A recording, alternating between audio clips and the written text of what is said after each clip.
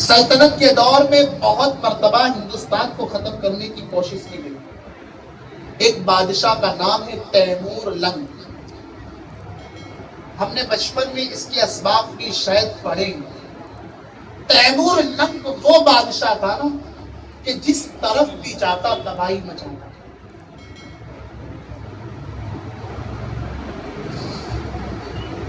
جس طرف جاتا تباہی مچاتا تھا. جس شہر میں جاتا وہاں پر قتل عام کرتا تھا. لوگ ڈرتے تھے, کانپتے تھے کہ تیمور لنگ آ گیا. اللہ اکبر. لاشوں کے انبار لگا دیا کرتا تھا. تیمور لنگ نے سوچا کہ ہندوستان کو فتح کرنا ہے, ہندوستان کو حاصل کرنا ہے, ہندوستان کے تخت پر بیٹھنا ہے.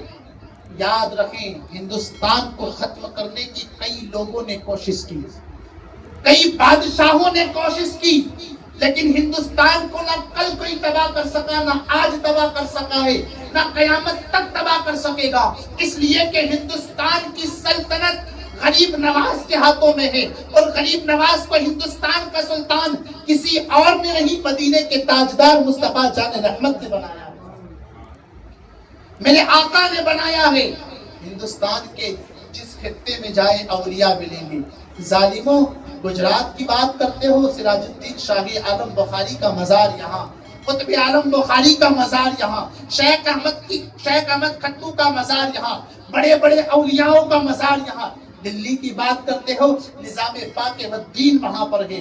دلی کی بات کرتے ہو, سرکار غریب نواز کے خلیفہ حضرت قطب الدین بختیار کاکی چشتی وہاں پر ہے. تو تیمور لنگ نے ہندوستان کو تباہ کرنا چاہا, ہندوستان پر قبضہ کرنا چاہا, اور ہندوستان میں آیا. گجرات کی راجدھانی کہاں ہے؟ گاندھی نگر. گجرات پر قبضہ کرنا ہے, کر تو کوئی نہیں سکتا ہے, اللہ والوں کا شہر. ایک مثال کے طور پر تو کہاں جانا ہے؟ گاندھی نگر. راجدھانی قبضہ, سمجھو پورا صوبہ ہاتھ میں. ہندوستان کی راجدھانی دہلی کی سرزمین ہے, جسے ہم آسان لفظوں میں دلی کہتے ہیں. تیمور لنگ نے دلی میں پڑاؤ کیا, اور اتنا قتل عام کیا نا میرے عزیزوں, اتنا قتل کیا, اتنا خون بہایا کہ لاشوں کے انبار لگا دیا. لوگوں کی چیخ, لوگوں کی پکار, لوگوں کی آہیں نکلنے لگی. اتنے لوگوں کا قتل کیا. اللہ اکبر. اتفاق ایسا کہ حضرت شیخ احمد مغربی رحمت اللہ علیہ بھی دلی کی سرزمین پر موجود تھے. کئی ہزار لوگوں کا قتل کروانے کے بعد زیادہ تر لوگوں کو تیمور لنگ نے قید کروا لیا, سلاخوں کے پیچھے ڈلوا دیا, اور وزیروں کو, سپاہیوں کو, سینکوں کو یہ کہا کہ اب نہ انہیں کھانا دیا جائے گا, نہ انہیں پانی دیا جائے گا, بھوکا مر جانے دو. بھوک سے تڑپ, بھوک کی تڑپ, پیاس کی شدت سے ایسے ہی مر جائیں گے.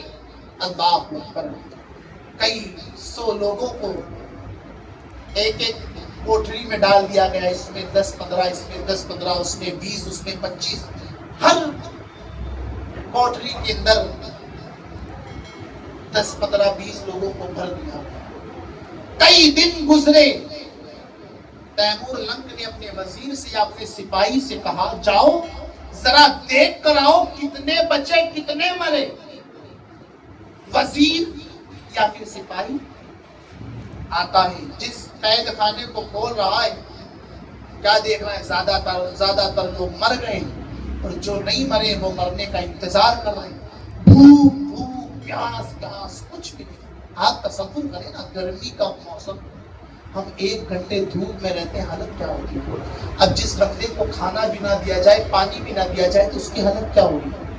جس قید خانے کو کھولا جا رہا ہے, اللہ, کچھ مرے ہوئے ہیں اور کچھ مرنے کا انتظار کر رہے ہیں, بس پانی مل جائے, پانی مل جائے. اس قید خانے کو, ایک قید خانے کو کھولتا ہے, کافی جو بھی کھولا اس میں کچھ مرے, کچھ زندہ ہے, کچھ مرنے کا انتظار.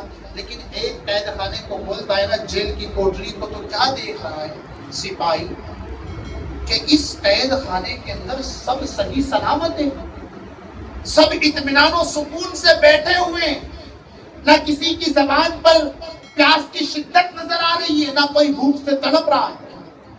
सिपाही हैरत ज़दा हो गया कि मामला क्या है, हो क्या रहा है।